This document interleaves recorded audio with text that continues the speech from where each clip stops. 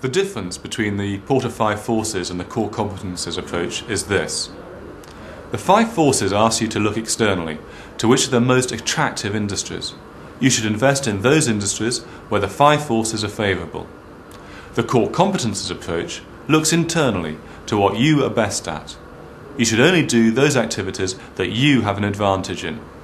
There might be attractive industries to enter, but unless you have a competitive advantage in those industries, you should stay put, because you can always be outcompeted by other players. Even in the most profitable industry, there will still be losers. The two approaches are not entirely opposed, of course. You can combine the 5 forces and core competences approaches in a logical sequence. First, work out which industries are most attractive. Then, work out in which of the most attractive industries you have the strongest competitive advantage. It's a bit like scissors. You need 2 blades to cut. But scissors typically have one blade sharper than the other. There are real trade-offs between the 2 positions. Chief executives have limited time and limited skills.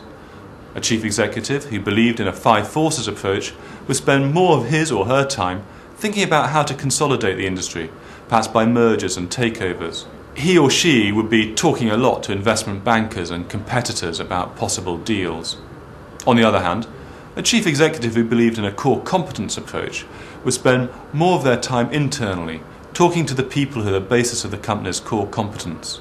For a supermarket, that might be the buyers or the human resource specialists or the property experts. It would be hard for a chief executive to find the time to work adequately with both the investment bankers and or his or her key people inside. Chief executives have to decide which blade will cut sharpest for them, the 5 forces or core competences. It's rarely possible to have it both ways. The key debate at the end of the core competences chapter gives a hint at what cuts sharpest on average.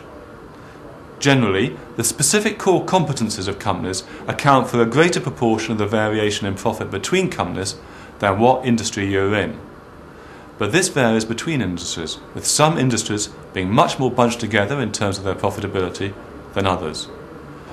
Where most of the firms in an industry have a similar level of profitability, the 5 forces are cutting sharpest. Where firms in an industry have a wide range of profitabilities, like in the computer industry we looked at earlier, then firm-specific core competences explain more of the performance. The question for any chief executive then is, which matters most in his or her particular industry, 5 forces or core competences?